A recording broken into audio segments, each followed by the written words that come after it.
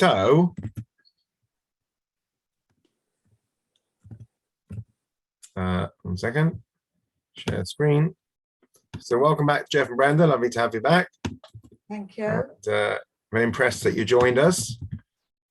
Yes. Well, we were going out in the evening, so I was just clearing up and doing washing, so we were home. Great. Okay. So today's topic is very topical, actually. It's all about violence, right? Because we're reading out the Korbanot at the moment, which have share of kind of blood and guts to them, which we'll come back to in due course. So let's have a look. We'll start as always with the summary of the Sedra. So Iris, over to you. This has become your spot. Right. God instructs Moses to command Aaron and his sons regarding their duties and rights as Kohanim, priests, who offer the korbanot, the animal of meal offerings, in the sanctuary. Sorry. The fire on the altar must be kept burning at all times. In it are burned the wholly consumed ascending offering, veins of fat from the peace, sin, and guilt offerings, and the handful separated from the meal offering. The Kohanim eat the meat of the sin and guilt offerings, and the remainder of the meal offering. The peace offering is eaten by the one who brought it, except for specified portions given to the Kohen.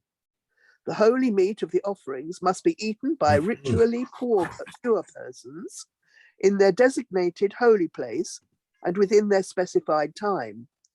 Aaron and his sons remain within the sanctuary compound for 7 days, during which Moses initiates them into the priesthood.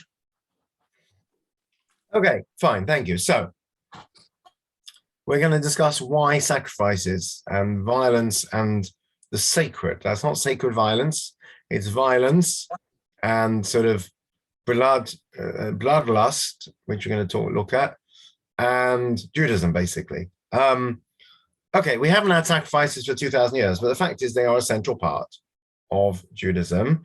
And to say that, oh, well, they don't exist nowadays, is a bit of a cop-out. If they are a means to an end, why did God choose this particular end? It's a very deep question of Judaism. There's an article which I keep quoting, I've never actually read properly, in the Green Siddur by Rabbi Sachs, if anyone's read it, about animal sacrifice, which is supposed to be very good. Rabbi Joseph Albo, in a book called Sefer HaIkarim, lived in the early 15th century, addresses the sort of paradigm of sacrifices in detail. And we're going to look at sort of what he talks about, and we'll see how it might relate to some of today's issues. So first question. Rabbi, can I just ask a question?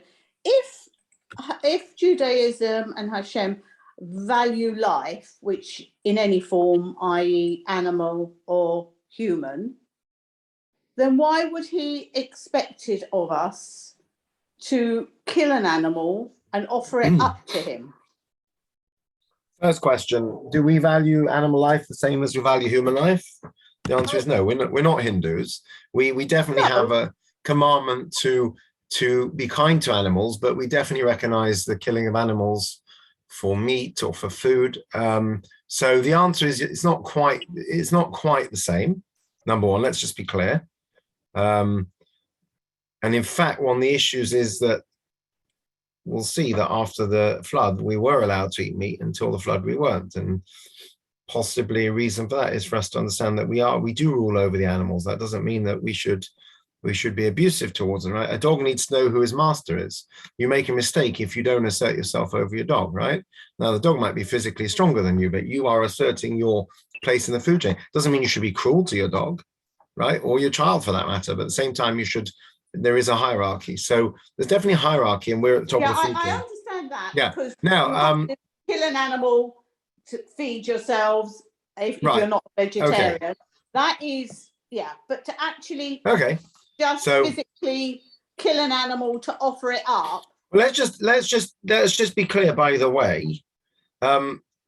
What did people eat? How did people eat meat in the old days? They ate meat from sacrifices. So it wasn't just some ritualistic thing. After the Korban, the meat would be eaten for food. Let's just be clear on that. It wasn't wasted. Jeff. But anyway, okay. I mean, let me take the question further, right? The animals came in 2 by 2. Noah saved the animals. Anyone know how many animals really came? The clean ones, the kosher ones, came in seven. They did. Why? so that there would be plenty of them to eat. For More sacrifice. than that, though, the first thing he does afterwards is to sacrifice them. So let me get this straight. You've just saved all these animals. Now you kill most of them. Right? So let's have a look. These are all good questions. Now, let's look at, this is after the flood, right? This is where God clearly lays down the difference and answer, perhaps partially to Debbie's point. Although I understand, I realize, sorry, this wasn't your point, but just to emphasize our dominion over the vegetable and animal. Let's just read this. So who would like to read? Okay, I'll read it. Jeff, go for it. Every creature that lives shall be yours to eat. As with the green grass, I give you all these. You must not, however, eat flesh with its lifeblood in it. But for your own lifeblood, I will require a reckoning. I will require it of every beast, of humankind too. Will I require a reckoning for human life, of everyone for each other. Right. So laying down a few points here. Meat, this is after the flood. You can eat meat, just as I told you previously, you could eat shrubbery. Okay. You cannot eat flesh with blood in, right? Hence we're being very particular to remove blood from meat. And more than that, he says, regarding human life, I, God, will exact a reckoning of every beast or man who takes a life, basically. So human life is set in a different plane. So this is what we're told here. This is post-flood. Initially, it seems like nobody ate meat, right? Let's see what we had initially. Who'd like to read number 2? This is before the flood, right at the beginning of Bereshit. I'll read it. Yeah. God said, see, I give you every seed-bearing plant that is upon all the earth, and every tree that has a seed-bearing fruit, they shall be yours for food. And all the animals on the land, to all the birds in the sky, and to everything that creeps on the earth, in which there is a breath of life, I give all the green plants for food, and it was so. Right. So initially, we're very much vegetarians, right? Quite clearly. God gave seeds and fruit for food, and indeed it says the same for the animals. I don't know if officially before the flood animals were not carnivores. I don't know, but according to this, basically we were vegetarians. This is often quoted by vegans and vegetarians.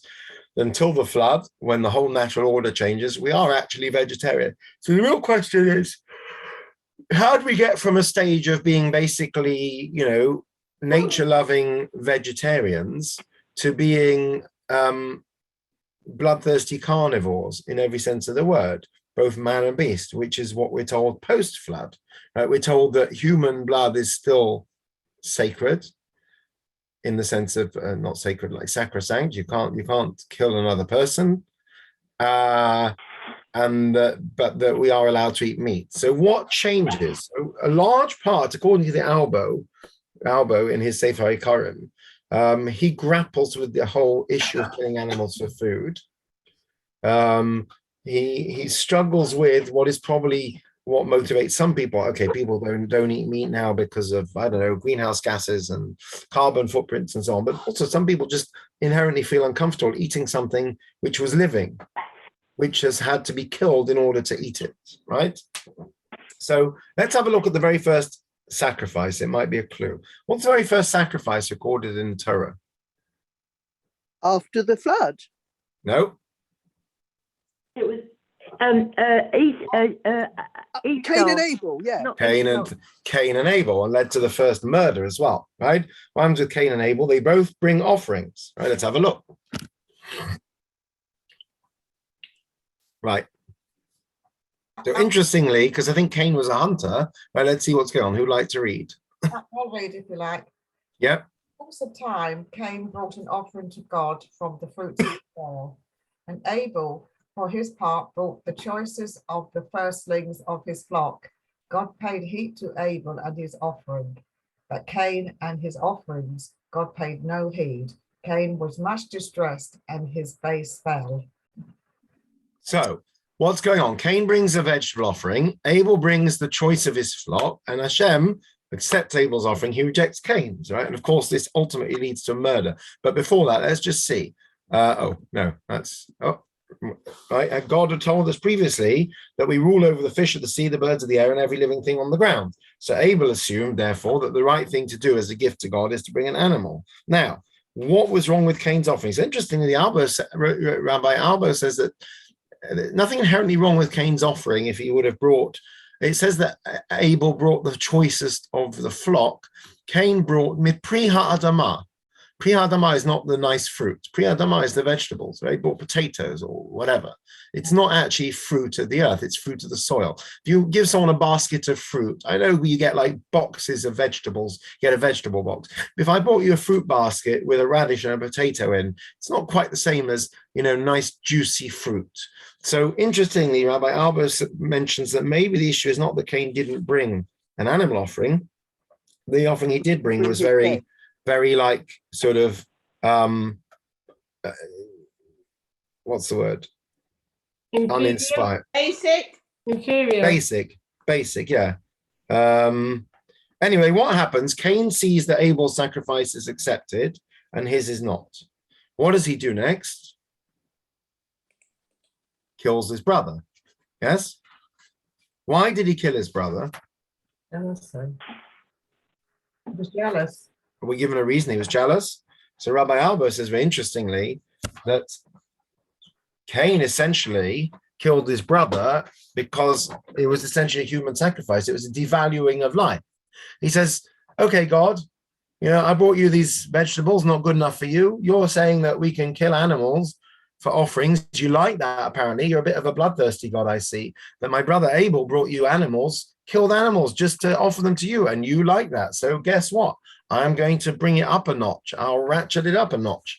You want blood? I'll give you blood. I will sacrifice my own son. That's what Rabbi Albo says. If once you go down that route, right, Cain's saying, I'll bring you vegetables. Abel brings animals. God says, I like these animals. Oh, okay. So Cain says, okay, if you, God, have no boundaries, then fine, I'll bring my son. And that's what Rabbi Albo, brother. He says that Cain actually killed Abel as a human sacrifice. I don't know if that he sat down and said, I'm going to bring a human sacrifice, but his reasoning was that once you have no limit on your violence, right? Cain comes along. I think Cain was the hunter, by the way. It's interesting, but Cain comes along and he brings a very, refined offering of, okay, it's potatoes or vegetables, but at the end of the day, it didn't used to be moving around. Abel brings from his flocks, he kills them to give to God. It doesn't say he ate the meat necessarily even. It says they didn't eat meat in those days. So what a waste of a life. Cain says, okay, God, if you prefer, senseless violence, I'll give you senseless violence. I'll kill my brother. It's an extreme reaction, but according to Rabbi Albo, this is the natural reaction to an escalation, right? There's been an escalation. Abel, God escalates, ups the stakes by saying, vegetables are not good enough for me. I want blood. I want meat. Cain says, you want meat? I'll give you meat. I'll give you human meat. Okay, it's a bit extreme, but let's just look at it logically. What happens after the flood? God permits the eating of meat. Before the flood, was the world a peaceful place?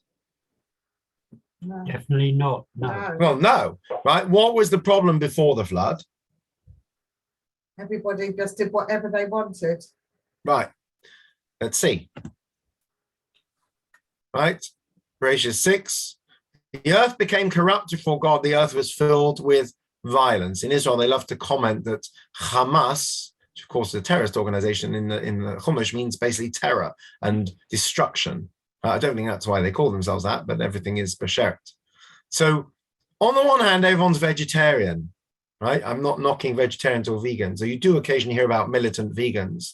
I mean, look, it's like people that kill abortion doctors because they believe in the sanctity of life, or people that are quite happy to harm people who are performing experiments on animals because they believe in animal rights. This kind of like sort of seems a bit ironic. So on the one hand, people are not eating meat. So like Cain, they were bringing these very, basic, harmless, they were eating vegetables and fruit. I know that theoretically vegetables and fruit also have feelings, but not quite to the same degree. Prince Charles likes talking to them, but that's the carbon dioxide, isn't it? Anyway, but they do say that they can sense anxiety on plants and things. But anyway, it's not to the same degree. So on the one hand, everyone's vegetarian. On the other hand, the earth is filled with violence. What happens after the flood? So after the flood, everything changes. What happens after the flood? Who would like to read the next one? Who hasn't read yet? I haven't Brenda? read. Beryl, right? Who's that? Deborah. Deborah, you're on. Sorry, I didn't see you. Right, yes, go for it. Then Noah built an altar to the Lord, and taking some of all the clean animals and clean birds, he sacrificed burnt offerings upon it. The Lord smelled the pleasing aroma and said in his heart, never again will I curse the ground because of man, even though every inclination of his heart is evil from childhood. So God says, I see that man has an inclination, evil inclination, an inclination even towards violence. So what will we do? How will we direct this inclination? So it doesn't work for everyone to be vegetarian, clearly.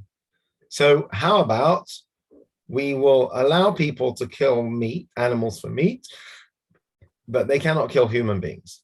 It's not that we should kill animals necessarily. It's kind of a concession is how it's presented. Interesting, I think Rav Kook was vegetarian, said in times of Mashiach, everyone would be vegetarian. I don't know how that works with korbanot, by the way, but it's an interesting idea that the eating of meat is a concession to our human nature. And by the way, we've discussed before that maybe this is the reason that of all the things that have the most complicated laws of kashrus and therefore costs and so on is meat. If you take meat, even fish is relatively straightforward. It just has to have fins and scales. It doesn't have to be shechted. Shechita, the laws of shechita and draining blood are very, very, very, very complicated. Right? It's much easier to eat a potato than to eat a piece of meat. There's no potatoes. What do you have to do with a potato? Nothing. You just take it out of the ground, wash it, and eat it. Okay, some vegetables need checking for bugs, but meat has such complex laws. So there's been a suggestion in the past, which I've mentioned a few times, that maybe when the more complex the halachas are, perhaps the more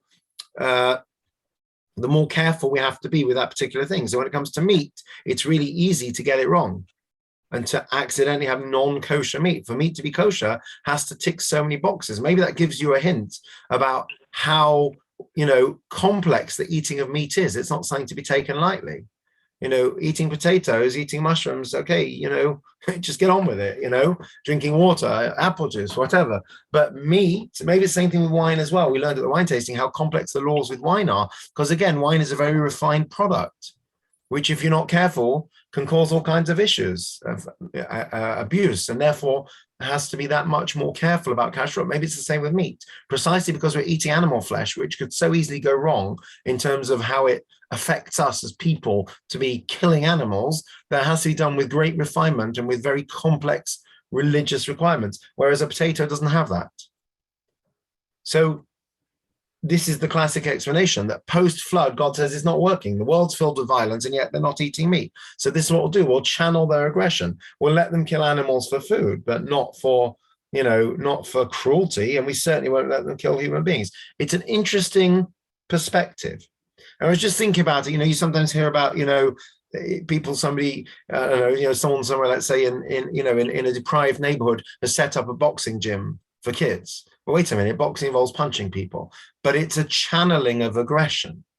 So better they should be training with boxing where there's some regulation than just on the streets stabbing each other. So maybe it's the same logic that they don't want to play chess. So you have to channel that aggression. We're going to see an interesting source soon in the Gemara about that.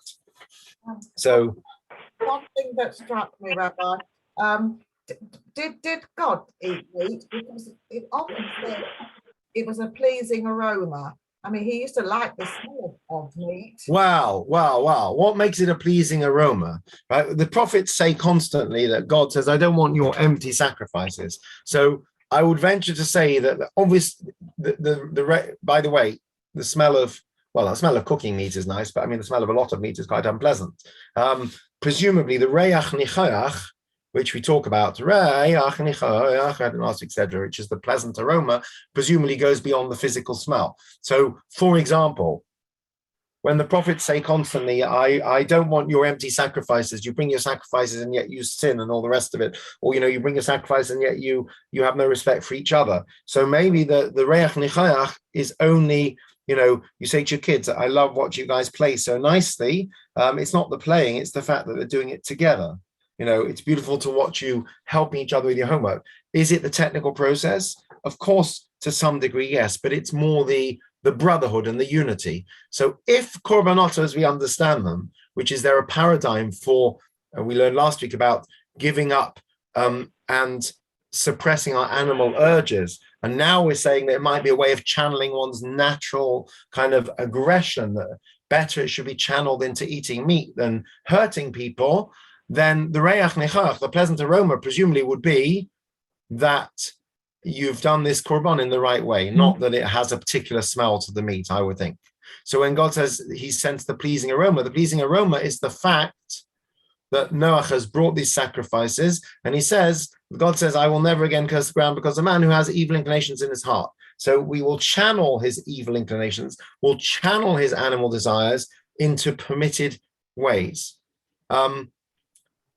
So a vegetarian or vegan will say that's not good enough, but we might say that, at the end of the day, if eating meat is, how you get a little bit of your kind of, get your aggression out, as it were. It's not quite, but you know what I mean? Then the sacrifice becomes a paradigm. Like when we cut our clothing of Kriya, I only heard recently, it's fascinating, one of the superintendents now always says to people, I didn't even know this, but it makes perfect sense. I'm assuming it's correct. Why do we tear our clothes at a bereavement? Says because there is in ancient cultures, people used to hurt themselves. It says people would cut themselves and they would scratch themselves. Torah even speaks about cutting oneself, self-harm basically, as a response to loss. And we say, God forbid a person should ever harm themselves. So better you should take it out on your clothing. So really, you want to tear your heart out. Of course, you can't do that. So instead, you tear your clothing. So it's kind of a symbolic transferring of that, that destructive sense. So we tear our clothing. So better you tear your clothing than, God forbid, you slit your wrists or whatever. So again, it's this kind of interesting idea that sometimes we try to take a very negative feeling and we channel it as a concession. So there's a suggestion that animal sacrifices, you can't change human nature. Right? Rambam says in his guide to the perplexed, you'll never change human nature. I mean, God made us the way he made us, but there's a certain nature. So we channel things. One interesting thing, which I was going to do at the end, but I'll perhaps do now. Sorry, just 1 second.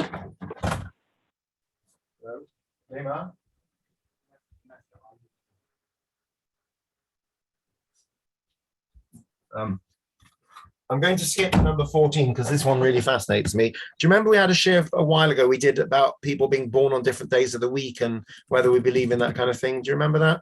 Yeah. We had the Talmud where it said if you're born on Monday and Tuesday's child, right? So here's a fascinating piece of the Talmud here. Who would like to read this?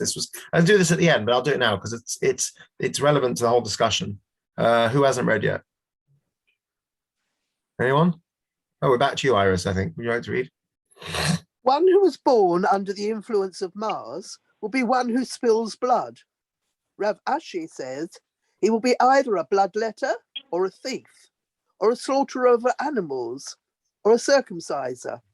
Rabbah said, I was born under the influence of Mars, and I do not perform any of those activities. Abai said, my master also punishes and kills as a judge.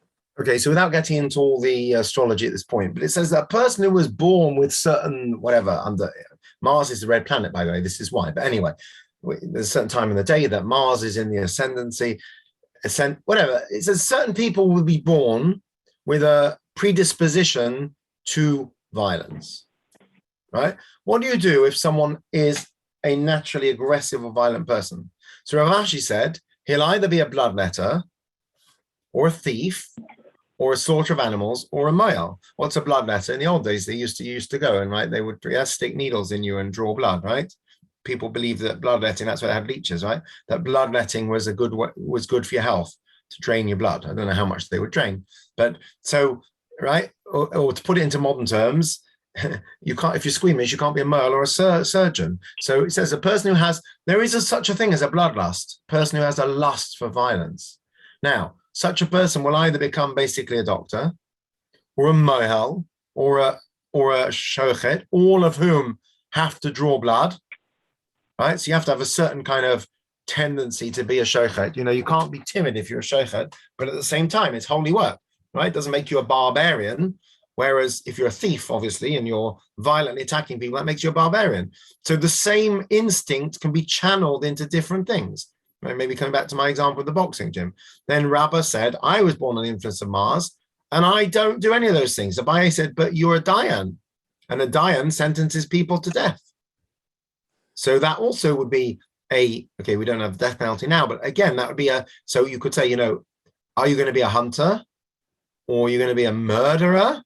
Or are you going to be, I don't know, it could be if you have such inclination, you become a court executioner. They had people who had to do that. So these are, or unfortunately, probably the wrong kind of person to then become a soldier because they'll be too inclined to kill people. But you see where it's going. So a person can have a certain instinct, a certain tendency. How do we channel that? Do we channel it in a negative way or in a positive way? So one suggestion of the Rabbi Albo of all the korbanot is, and why Noach brings an offering afterwards, is you can never suppress. The problem before the flood was violence. You can never totally suppress these things. So better that a person should get out of their system in a controlled manner.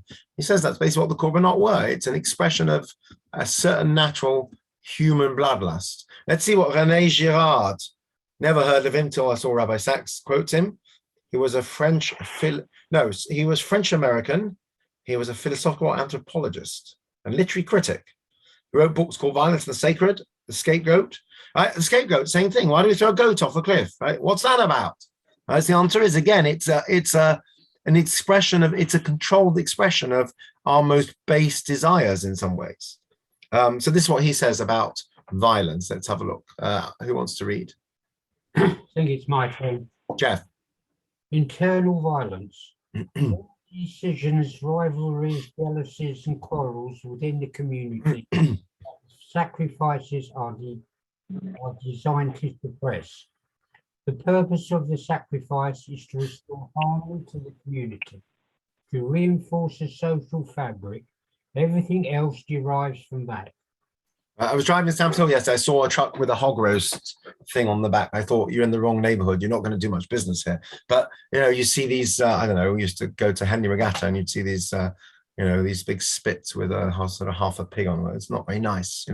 People like that, though. They get quite, people obviously like it because it's done for the visual. So what kind of a person wants to see an animal roasting on a spit? It's horrible. But somehow it inflames a certain kind of desire which can be channeled. So he says about sacrifice. What sacrifice? Animal sacrifice. It's basically giving up your animal desires, sometimes channeling it into a legitimate cause. So when we brought sacrifices, it was unifying. Why? He says, because you're always going to have violence, dissent and rivalry, jealousy and quarrels, the desire for revenge, right? These are very powerful urges, the desire for violence, and something that channels those. And the way to channel them is not just to hold hands and say kumbaya, because people have a certain rage and a certain, aggression. The way to channel it is into something that reflects that. So we're saying that animal sacrifices or meat does reflect that. It reflects a certain animal urge. We're not suppressing it, we're channeling it. Let's see what the Torah says. Pirkei Avos. I never thought about this until I saw this here. Who would like to read? This is chapter 2, verse 7. Yeah. He saw a human skull floating on the water and said, because you drowned others, they drowned you. And those who drown will be in the end themselves be drowned. Right. I never knew what this was talking about. I mean, I've seen this many times in Pirkei Avos, and I really paid attention to it.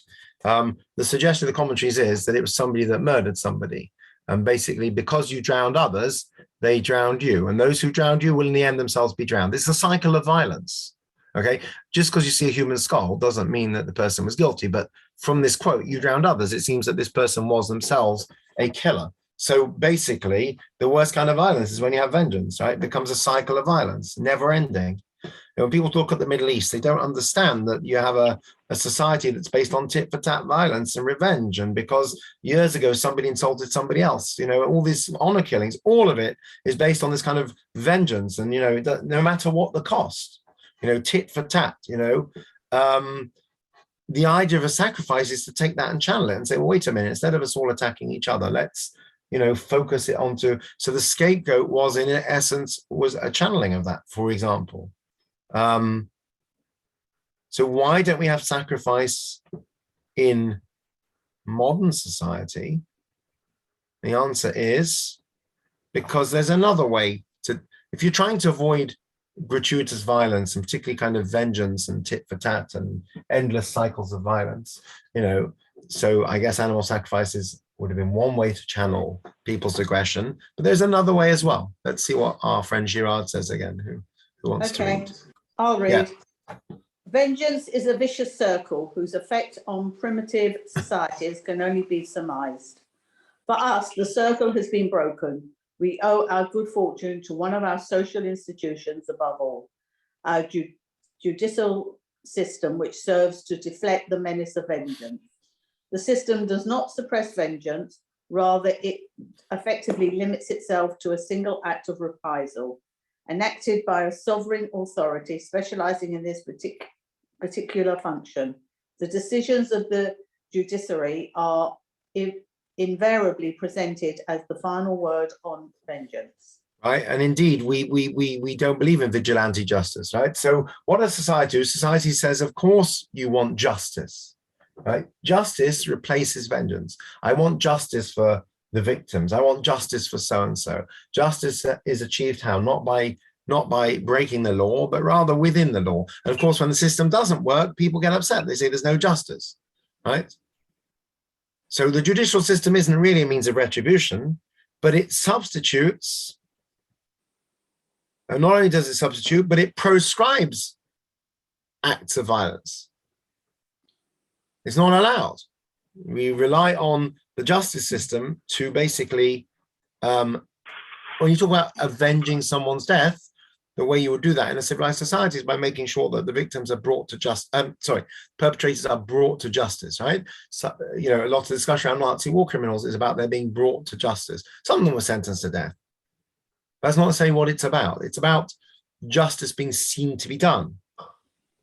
So, according to Girard, this is how we replace the animal desires of olden times. So, yes, one way to do this is to channel it all into have a big sacrifice around the campfire and get everyone, chanting and whatever and involved in that aspect, channel that bloodlust and that violence into, killing some meat. But another way to do it is to channel it into society that has, and this is why in Judaism, it's so important to have a civilized society and a system of justice, basic principle. So in this scenario, just like Rabbi Albo says in his Ikarim, sacrifice is a substitute for violence. It channels our natural desire for violence. You say, rather than, I'm not saying, you're feeling aggressive, go eat some meat, but, we look at the other way, say you are what you eat. The idea of eating flesh to a lot of people is quite a violent, aggressive kind of thing. That's one of the reasons people don't want to eat meat. Sorry, someone's going to say something. I've just lost my view of it. It was me. I was saying that's why when we entered the land, the first thing we did was set up cities of refuge. Yes, indeed. So if people did accidentally right, because of the natural desire for violence, correct. It's unfortunately a very basic desire, a natural urge. The importance of justice cannot be underestimated, right? What does it say in Bereshit? Here, I'll read this. We've quoted this many, many times. God says, I've singled out Avram that he may instruct his children and his posterity, that's his, those who follow him, to keep the way of God by doing what is just, tzedakah, mishpat. Tzedakah is like tzedakah, charity, and mishpat is justice, that God may bring about for Abram what has been promised him. So the attribute of justice, system of justice, is very central. So the question is, at that point, does the system, in the same way that you would say that you can't have people operating out of the judicial system, this is not Sicily with the mafia, or I mean, Saudi Arabia just executed 81 people. That was government sanctions. That's a bit more complicated. But, you read about this like in India, this mob violence, it doesn't work in society. Unfortunately, the mob violence is usually against the wrong person. You hear these horrible stories. Someone's been a victim of a gang rape, and the next they're killed or something, which is horrific. But it's equally horrific when I knew a gentleman who had slight special needs, and he lived on a council estate. He was an older gentleman with special needs, and I think sometimes he perhaps, he would catch someone's eye or glance for too long, and then the teens would call him a pervert and say, "What are you looking at?" And they'd call him a paedophile. And I told him he must report it to the police. I said, because, I didn't say to him, but I said to social work, the next thing is that, people feel it's okay to go and bang down his door and beat him up because he's a paedophile, so unfortunately, how these things work. So although it might just be words, it's extremely dangerous. We don't work in that way. We have a system of justice, and things have to go through the right channels. We don't believe in extrajudicial things. So in that sense, now let's come back to what's going on in the world today. So how much of that is down to, unfortunately, certain people's insatiable need for violence? I mean, I'm sure Mr. Putin has some kind of strategy, but he seems to quite enjoy killing people as well, very sadly. So has the world moved on dramatically? It's a good question. We do have systems of justice. We have international law and protections. Unfortunately, the threat of being prosecuted as a war criminal doesn't stop people at the time that they're perpetrating their war crimes, quite clearly. So it's, it's very unfortunate. I don't understand all the dynamics of the Russian-Ukraine war, but some of it also is historical. It's people see, I want to get my own back for what happened historically.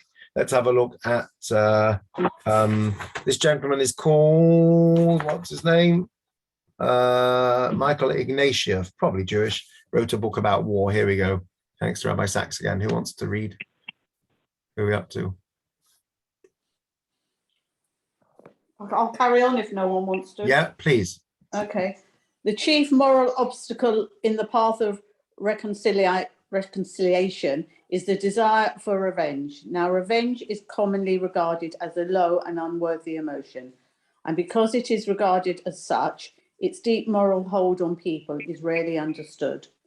But revenge, morally considered, is a desire to keep faith with the dead, to honour their memory by taking up their cause where they left off.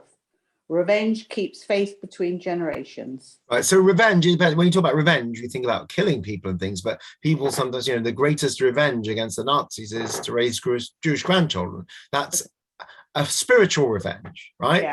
Yeah.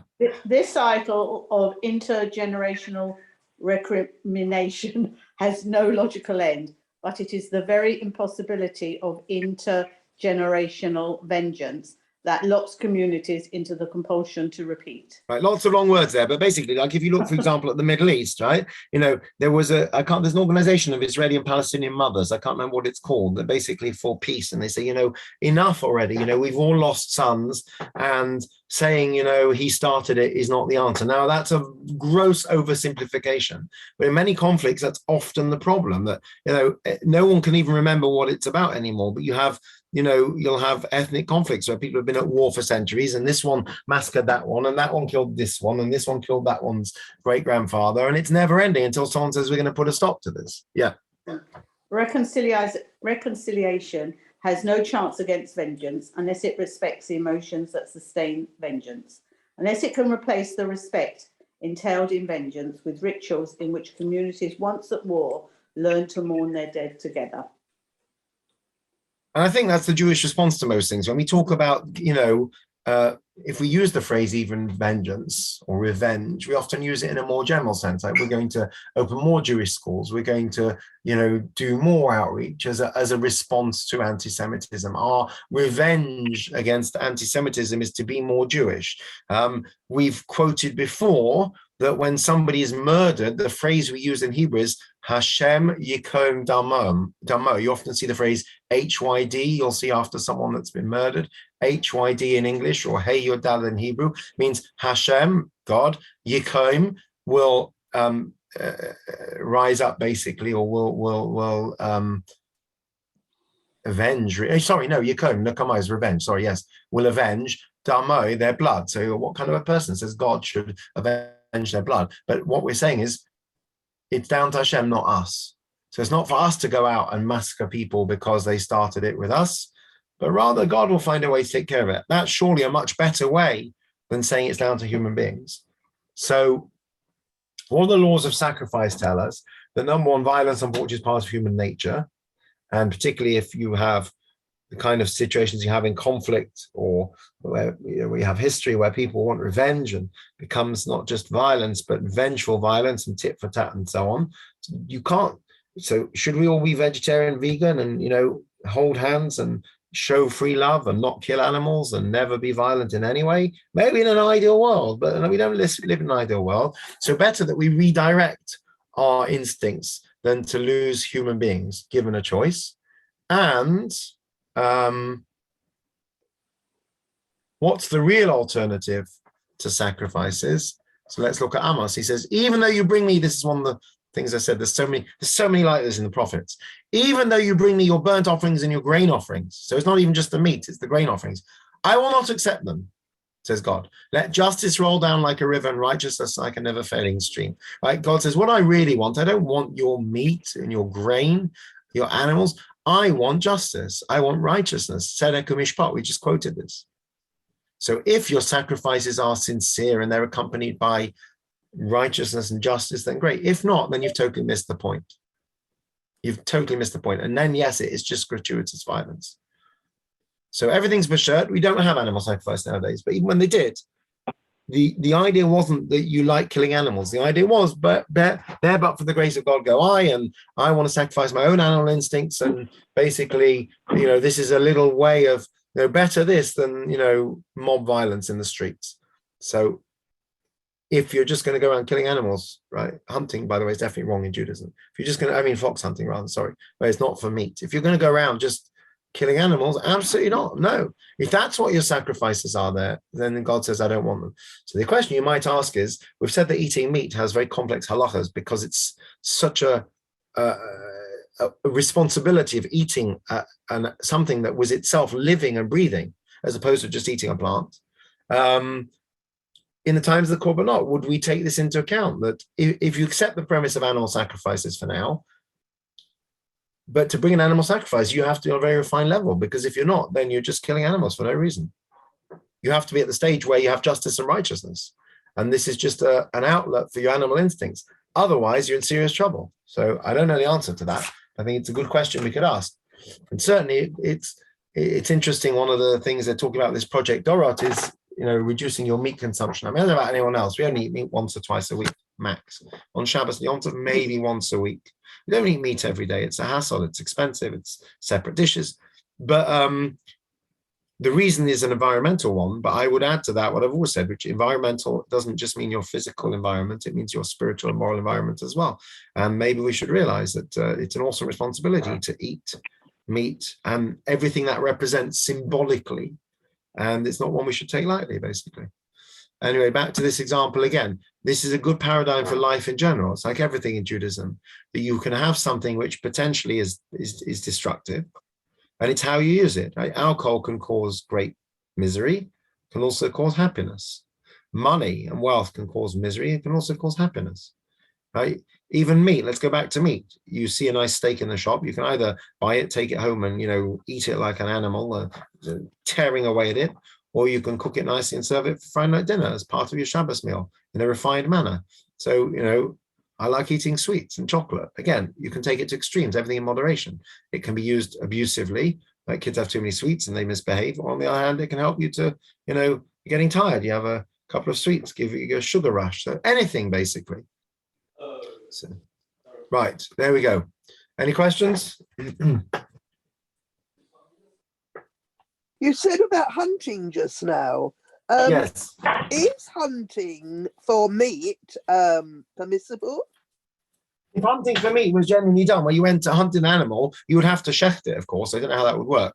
Purely for the purpose of eating it because you're allowed to eat meat, as opposed to for pleasure because you like inflicting pain on animals, like fox hunting. I'm not a great fan. How would you be able to shecht it if you've hunted it, It's a very good and- question. Excellent question. I assume they had to catch them first somehow, trap them before shechting.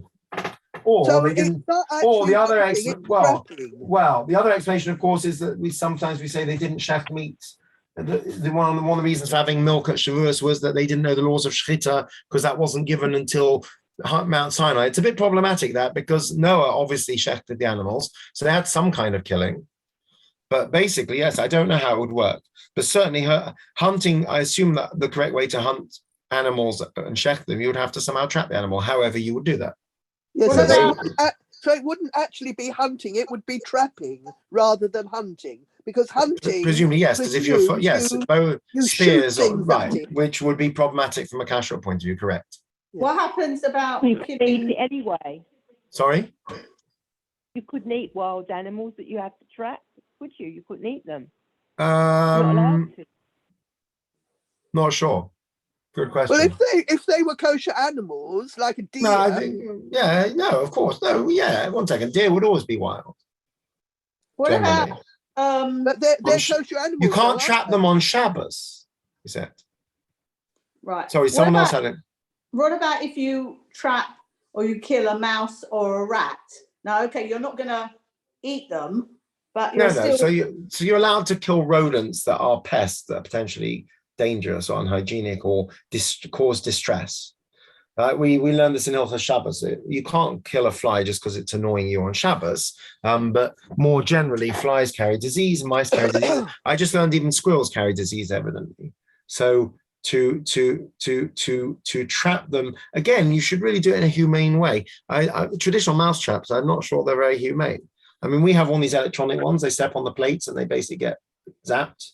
I mean, supposedly it's more humane because it's instantaneous as opposed to breaking Now, of limbs. I'll trap them and then we release them outside. Okay, but then they come back. Hopefully not. I think that when I was in New York, a lot of people had these glue traps, and basically the mice get stuck on, and they try, and then you have to actually kill the mouse afterwards. I couldn't bring myself to do that, and it's horrible. And then we got one of the electronic ones. I mean, there's no nice way to kill an animal, but at least a painless way is. I don't know. Listen, but no, a pest is different. A pest is different. A pest is it's legitimate, and also it depends. I think we generally take the view that if it's in your home, it's fair game. If I go out to the field next door and decide that I want to just go and kill a bunch of mice, well, that's their natural habitat. Why am I bothering them? You know. So I think it makes a difference also. But again, I mean, we should have a share sometime on animal testing because it's an interesting topic and it's a very emotional topic, and people say, "Oh, it's terrible." But many of the medicines we have today are only possible because they have been tested on animals. At the same time, they're life-saving medications. So what does halacha say about that? And what are the parameters? And certainly testing cosmetics on animals would be highly dubious. But testing cancer medicines on animals, you can save lives. You are allowed to inflict pain on an animal to save a life. How far does that go is another, it's a difficult one. It's a very painful topic. I may have probably said before, I worked for British Biotech, which isn't around anymore, but they were a venture capital, not venture capital, I can't remember what they call them. They were a drug company. I don't think they ever brought any drugs to market. They had various drugs in the research stage. And I was involved in their admin in their office. And I would see reports of, lab testing on beagles and things. It didn't make for very nice reading, but they were testing life-saving cancer treatments. So, if someone in my family needed a cancer treatment, there's an element with these things of, it's a bit like eating meat. Most people, if you would see shechita being done, you probably wouldn't really want to eat either. So, sorry, one second. Okay. Gosh. Oh, don't even know. Oh, 4 seasons or something. If we'd see how meat was killed, we probably wouldn't want to eat it either. So sometimes an element of you're better off not knowing things. But it's a big topic. It's a very big topic. What about an animal? Sorry, it's slightly different, but an animal transplant, like people say that they can do. So this chap that had the first pig transplant, just died, which is a shame. No issue. Again, what are you going to do? So presumably, obviously, you'd be sacrificing that animal's life. Now, obviously, you'd have to do that in a humane way. So Hindus presumably would have an issue with killing a pig in order to use its heart. We would have no issue with that. It's absolutely fine. However, it has to be done in a humane way. And the problem that most people think is a problem is the least problematic of all, which is having pig parts in you. Doesn't say you can't have pig parts, says you can't eat it.